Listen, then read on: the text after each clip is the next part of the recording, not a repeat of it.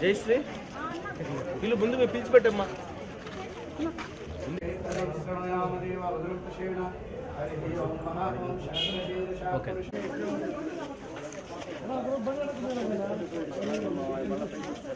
రావు రావు రావు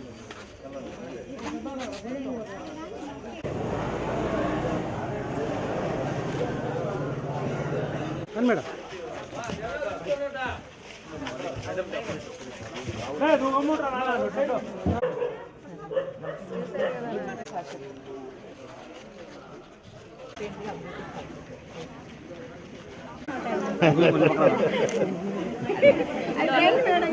నమస్కారం అండి. నేను నారాయణ గారి చిన్న కూతుర్ని. ఈరోజు 10th డివిజన్లో క్యాంపెయినింగ్ ప్రచారం చేయడానికి వచ్చామండి.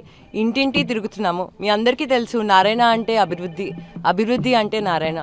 మా నాన్నగారు చాలా అంటే చాలా కృషి చేశారు. చాలా పట్టుదలతో గట్టి సంకల్పంతో ఎలా అన్నా నెల్లూరుని మెట్రోపాలిటన్ సిటీగా చేయాలి అని ఎన్నో కలగన్నారు. ఎన్నో ఆశలతో కృషి చేసి పట్టుదలతో చాలా స్కీమ్స్ చేశారు. ఉదాహరణకి మీకు చెప్పాలంటే నెల్లూరులో ప్రతి ఒక్కరికి ఒక సొంత ఇల్లు ఉండాలి అని ఎంతో పట్టుదలతో 47,000 ఇల్లుతో ఒక ప్రాజెక్ట్ స్టార్ట్ చేశారు. కానీ అది మధ్యలోనే ఆగిపోయింది. చాలామందికి ఇల్లు ఆల్రెడీ అయిపోయాయి. కానీ ఇప్పుడు ప్రెజెంట్ ఉన్న గవర్నమెంట్, వైసీపీ గవర్నమెంట్ ఆ ఇల్లుని అక్కడే ముగించేశారు.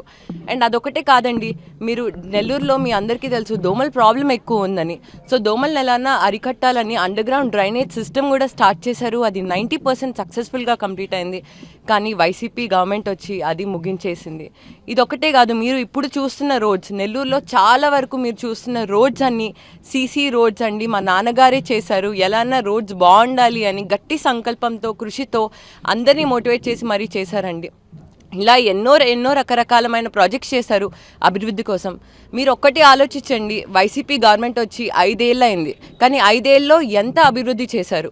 మీ ప్రజలందరికీ ఒకటే చెప్తున్నాను, మీరు ఒకసారి ఇది ఆలోచించి గట్టి నిర్ణయం తీసుకోండి. అప్పుడు ఓట్ చేయండి. మా నాన్నగారికి ఓట్ చేయండి, సైకిల్ గుర్తుకు ఓట్ చేయండి, మా నాన్నగారిని గెలిపించండి. ఖచ్చితంగా మా నాన్నగారు ఎక్కడైతే ప్రాజెక్ట్ స్టాప్ చేశారో ఖచ్చితంగా అవన్నీ స్టార్ట్ చేస్తారు. నమస్తే. ఈరోజు నారాయణ గారికి సపోర్ట్ చేయమని చెప్పి వాళ్ళ చిన్న పాప శరణి గారు ఇంటింటి ప్రచారానికి రావడం జరిగింది. 10వ డివిజన్లో ఈ ప్రచారం జరుగుతూ ఉంది. మేము కానీ వెళ్ళిన ప్రతి ఇంట్లో కూడా పాపని రిసీవ్ చేసుకోవడం కానీ, అలాగే నారాయణ సార్ చేసినటువంటి అభివృద్ధిని మాకే వాళ్ళు చెప్పడం జరుగుతుంది. సార్ వచ్చాకే ఈ రోడ్లు వేసారమ్మా, సార్ వచ్చాకే మాకు ఇది చేశారమ్మా, సార్ వచ్చిన తర్వాతనే మాకు ఈ డెవలప్మెంట్ జరిగిందమ్మా అని వాళ్ళే చెప్పడం జరుగుతూ ఉంది. పాపకు కూడా ఎప్పుడో డిసైడ్ అయిపోయాం ఈసారి సార్కే అని ప్రతి ఒక్కరూ కూడా రేపు ఓటేసేది నారాయణ గారికేనని వాళ్ళు ఫిక్స్ అయిపోయినట్టుగానే అందరూ చెప్తున్నారు. ఇది నిజంగా చాలా ఆనందంగా ఉంది. ఎందుకంటే సార్ చేసిన డెవలప్మెంట్, నెల్లూరు రూపురేఖల్ని గత 100 ఏళ్ల చరిత్రలో ఎవరూ చేయనటువంటి అభివృద్ధిని నారాయణ గారు చేసి చూపించారు. అదే ఈ వైసీపీ గవర్నమెంట్ వచ్చిన తర్వాత దోచుకోవడం తప్పితే ఇక్కడ చేసిన అభివృద్ధి లేదు. ఇంటి పన్ను కూడా ప్రతి సంవత్సరం 15% పెంచుకుంటూ, ప్రతి చెత్త పన్నులు వేస్తూ, నిత్యావసర సరుకులు పెంచుతూ, గ్యాస్ డీజిల్ అన్నీ పెంచుకుంటూ పోవడం తప్పితే అభివృద్ధి శూన్యం. అదేంటే వాళ్ళు చేసే ప్రచారంలో మాత్రం మేము అది చేసాం ఇది చేసాం అని చెప్పేసి తొడలగొట్టి మీసాలు తిప్పడం తప్పితే ఇక్కడ చేసింది ఏమీ లేదని జనాలందరికీ తెలిసిపోయింది. రేపు రాబోయే రోజుల్లో మీరు మాట్లాడిన మాటలే మిమ్మల్ని ఖచ్చితంగా ఓడించబోతున్నాయి. నారాయణ గారు చేసిన అభివృద్ధినే అందరూ గుర్తుపెట్టుకొని ఆయన అఖండ మెజారిటీతో రేపు గెలిపించబోతున్నారు.